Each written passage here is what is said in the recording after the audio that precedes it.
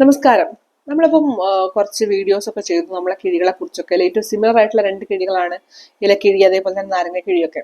അപ്പൊ ഇത് പറഞ്ഞ സമയത്ത് ഞാൻ അതിന്റെ പ്രൊസീജിയർ ഒന്നും പറഞ്ഞിട്ടില്ല. അത് നമുക്ക് സസ്നിഗ്ധമായിട്ട് അല്ലെങ്കിൽ സ്നേഹമൊന്നുമില്ല, അതായത് നമുക്ക് ഓടുകൂടി അല്ലെങ്കിൽ ഓയിൽ ഇല്ലാതെ ഈ പറയുന്ന രണ്ട് കിഴികൾ നമുക്ക് ചെയ്യാൻ പറ്റും.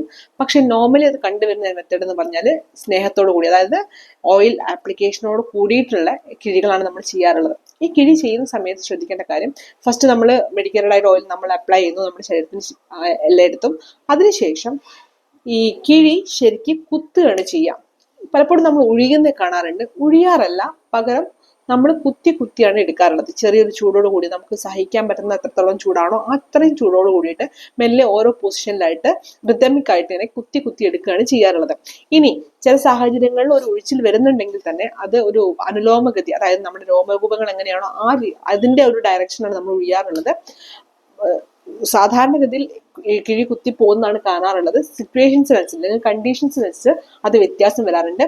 അത് മാത്രമല്ല, നമ്മുടെ ജോയിന്റ്സും കാര്യങ്ങളൊക്കെ ഒഴിയുന്ന സമയത്ത്, പ്രത്യേകിച്ച് എൽബോ ജോയിന്റ്സ് അങ്ങനെയുള്ള ജോയിന്റ്സ് എല്ലാം ഒഴിയുന്ന സമയത്ത്, അതേപോലെ നമ്മുടെ ഷോൾഡേഴ്സ് ഇതൊക്കെ ഒഴിയുന്ന സമയത്ത് ഒരു സർക്കുലർ മോഷനിലാണ് നമ്മൾ സാധാരണ കിഴി ഒഴിയാറുള്ളത്. അതേപോലെ സ്റ്റൊമക്ക് പോലുള്ള ഏരിയയിലൊക്കെ നമ്മളൊരു സർക്കുലർ മോഷനിലുള്ള ഒഴിച്ചിൽ നമ്മൾ കൊടുക്കാറുണ്ട് ഈ കിഴി കുത്തുന്ന സമയത്ത്.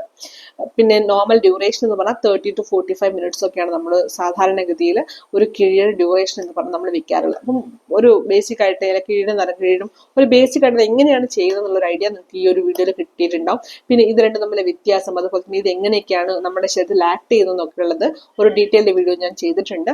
അതിന്റെ ഒരു ലിങ്ക് ഞാൻ താഴത്തേക്ക് ഞാൻ കൊടുത്തിട്ടേക്കാം. നിങ്ങൾക്ക് താല്പര്യം ഉണ്ടെങ്കിൽ ഡെഫിനറ്റ് ആയിട്ട് പോയി വിസിറ്റ് ചെയ്യുക. കാര്യങ്ങൾ മനസ്സിലാക്കുക. എന്തെങ്കിലും സംശയങ്ങൾ ചോദിക്കാനുണ്ടെങ്കിൽ ത്രൂ കമന്റ് ബോക്സ് നിങ്ങൾ ചോദിക്കുകയും ചെയ്യുക. That's all for today. നന്ദി.